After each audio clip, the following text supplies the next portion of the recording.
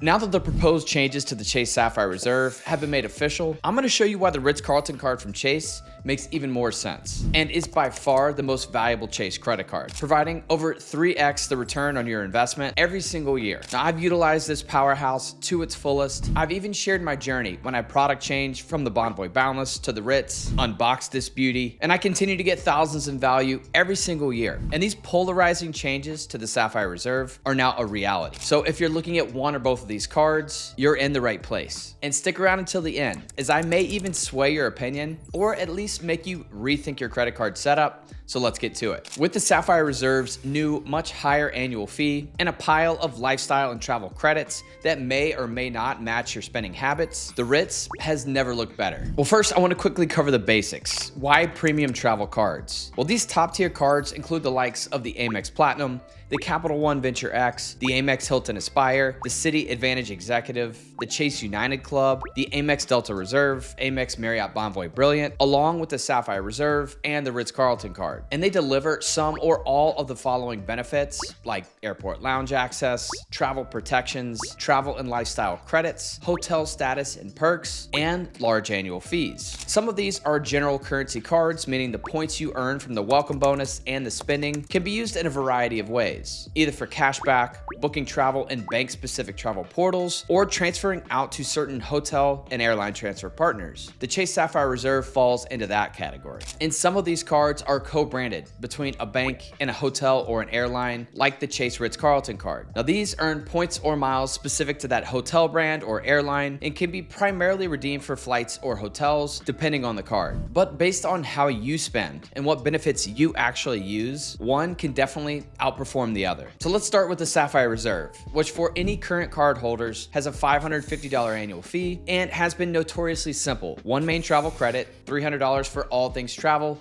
Just spend on the card for anything travel related, and the first $300 is covered. On top of that, there's a TSA PreCheck or global entry credit, airport lounge access to over 1,300 priority pass lounges, and the Chase Sapphire lounges, which are the best by far. Plus, you can take 2 guests in with you complimentary, which is a huge benefit if you use it, considering the Amex Platinum does not offer this benefit, and starting in February of 2026, the Capital One Venture X will lose this benefit as well. Last, you receive Dash Pass from DoorDash, and you receive up to $25 in credits every single month from DoorDash. So pretty simple for a powerhouse card that earns 3x on all things travel and dining. But time to brace yourself. This card's about to require a lot more thought and effort. And before I get into these changes, there's a few specific important dates. Now first, for current Chase Sapphire Reserve card holders, everything will remain as is until October 26th of 2025. Now on that date, you will now earn at the new multipliers, which I'll get to momentarily, and you'll also be able to use the new card coupons. And if your card anniversary date is before this date in October, you can actually use the new benefits and the coupons or credits until your 2026 anniversary. Now there's a few other terms and conditions, like the points boost at 1.5x all things travel in the Chase travel portal for redemptions that will remain with current card holders up until a date in 2027. But with that out of the way, the Chase Sapphire Reserve sat in a sweet spot with the annual fee, not the highest, not the lowest, pretty much a just right $550. But that annual fee is now jumping up to $795, $100 more than the Amex Platinum, largest in the business as of now. Also, authorized users will now have to pay $195 to match the Amex Platinum authorized user fee. This is a $120 jump for the Chase Sapphire Reserve authorized users. Now, personally, I think this is just the beginning with the $800 annual fee cards. This is the evolution, and we can expect to see Amex raising its annual fee on the Platinum, probably again in late 2025 or early 2026. Capital One may need to do the same, adding more benefits to the Venture X and raising that annual fee as well. But if the value is there, the annual fee really means very little. So first, looking at the earning potential. And remember, the Sapphire Reserve did earn a super simple 3x all things travel, 3x on dining, and some elevated earning in the travel portal. But I'm not a huge fan of anything elevated earning in the travel portals. It's a bit of a mirage in terms of the card's perceived value, but now this card is moving from 5x on flights to 8x when booked in the travel portal, and moving down from 10x to 8x on hotels and rental cars in the portal as well. Again, these are not really impactful in my opinion, but more importantly is the earning outside of the portal, moving from 3x to 4x on flights and hotels booked direct, no portal needed. Now, this is a pretty big increase in the earning for anyone that's a heavy spender on these two categories, and it will also retain the 3x worldwide dining, but the biggest impact in my opinion is the Sapphire Reserve is losing the elevated 3x on all things travel earning. It will now move to 1x on general travel. This is a huge loss, especially for people that typically use points to redeem for flights and hotels, but use the Sapphire Reserve to book cruises, train tickets, rideshare, Airbnb, things like that. Since Chase had modified their United Airlines co-branded cards with a bunch of the different credits and the benefits, we all knew the same thing was coming to the Sapphire Reserve. So now for the good and the bad with the introduction of these American Express Platinum style credits and benefits. And this is a bit of a lengthy, disjointed list. You've probably heard it in other videos before, but hopefully when you're able to compare this to the Ritz-Carlton card, it will make a little more sense. Now first, the $300 annual travel credit will remain intact, which is a huge benefit for this card. Many were fearful that this would dissolve. But next is the introduction of the new $500 Chase Edit Hotel Credit, $250 each half of the year. This is a nice perk. The Edit Collection is like American Express's Fine Hotels and Resorts Collection, even though the name Edit Collection makes 0 sense, and you do not earn any points when you use this credit. But just based on the travel and the hotel credits, we're looking at $800. This alone could cover the annual fee. Next is a $300 dining credit via reserve tables, $150 each half of the year. Now this is via Open Table with a curated collection, and I looked in the Nashville area where I live to see how it compared to Resi. There's about half of the available restaurants when compared to Resi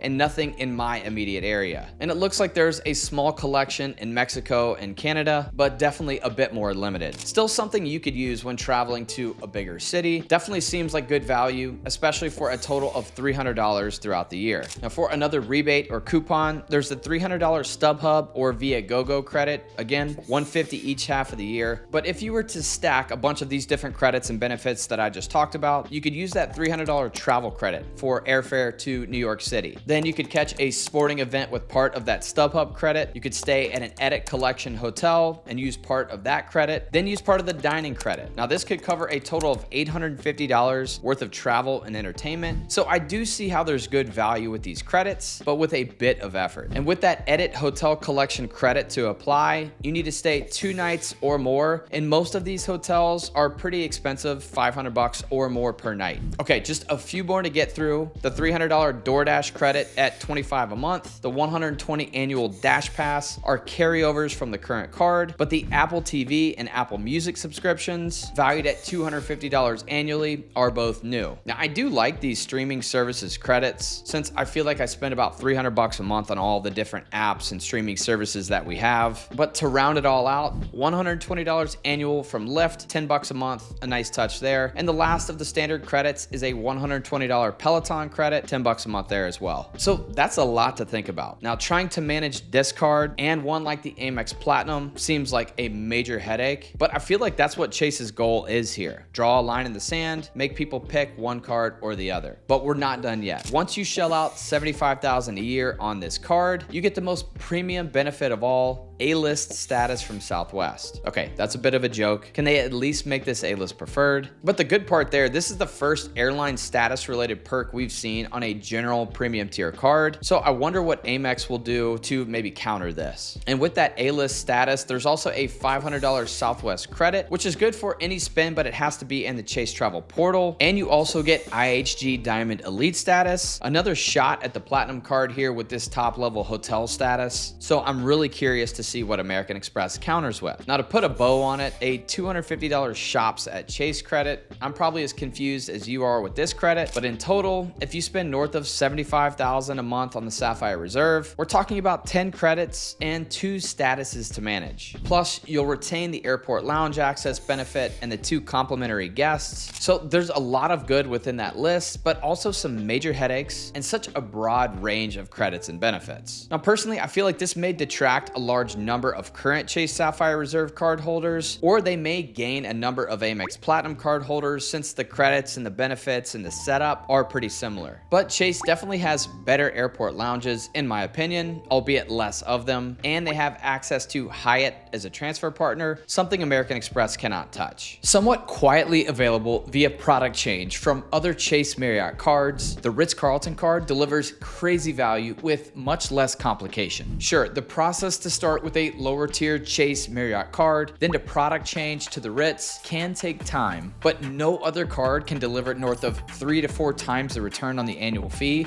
like this one can. So here's what you get. The earning is pretty much the same with any Marriott card. This one earns 6 points per dollar for Marriott paid stays, 3 points per dollar on flights and car rentals booked direct, 3x on dining, 2x everywhere else. Not amazing for everyday spend, considering you can't get outsized value with Marriott points, and the best you'll probably get is just over 1 cent per point, but that's not why you keep this card. But here's where it kicks into high gear. Now first is the $300 travel incidentals credit, and this is advertised as an airline incidentals credit to cover things like checked bag fees or seat upgrades. But check out my other recent videos on the Ritz credit, as I use this to cover airfare with no tricks whatsoever. Next on the value train is an annual $85K free night award. Now multiple times I've redeemed this for room rates north of $1,000 per night, and I went into some specific examples of how to get great value from this credit in some recent videos as well, like the St. Regis New York, or the Ritz-Carlton Boston. Along with the hotel free night award, you receive an underwhelming gold elite status with Marriott, but hey, at least you can get your free breakfast at select properties having gold status. You also get a $100 experience credit on stays of at least 2 nights, pretty similar to the hotel collection credit from American Express. Now there's also a TSA pre-check or a global entry credit, and my favorite perk with the Ritz, and hands down the best of any card, is the airport lounge access. Now this includes Priority Pass Select with unlimited Chase Sapphire Lounge access, but unlike the Sapphire Reserve, you get free authorized users with the Ritz, and those free authorized users can also take guests in complimentary to the airport lounges. I've had a few people comment on my videos saying they got 6 guests in with them to some of these lounges, which hey, to each their own. Part of me does really appreciate these lounges drawing the line with some of the guest policies to control the crowds and such, as I was in the LaGuardia Chase Sapphire Lounge yesterday, and there were quite a few kids running around and the lounge was pretty jam-packed. But either way, the lounge access you get with the Ritz, this can bring so much additional value depending on how often you travel and if you do so with your family like I do. These Chase lounges are the best airport lounges, hands down, 7 locations and growing. Make sure you check out my top 5 US airport lounges video of 2025 for all things on how to access it and the perks and the benefits included. Also, the Ritz shares the same level of protections and benefits as the Sapphire Reserve, as both are Visa Infinite cards. Now I was gonna do a side-by-side comparison of these cards, but they're just so different in so many ways. One earns general currency and will potentially have 10 credits to think about. The other earns hotel specific currency and has 2 main credits. One has bumped up to $795 for the annual fee, while the other one comes in nearly $350 less. Now here's where the Ritz wins for most people. First, the free night award can easily offset the annual fee and then some. We all can enjoy a beautiful, expensive hotel property for a night. Now the Ritz will help you experience that in style. Also, less credit tracking. You're not chasing random $10 per month perks. Plus the variety of the Sapphire Reserve's credits, it's a bit all over the place, definitely not for everyone. Free authorized users. This makes it perfect for families or for couples. Now we'll see if the free authorized user airport lounge access continues to hold on the Ritz. It seems like this is a perk that most cards have done away with. Fingers crossed that it does stay with the Ritz, at least for the time being. Protections, you get the same level of travel protections and lounge access as the Sapphire Reserve. Honestly, the Ritz pairs beautifully with the Sapphire Preferred,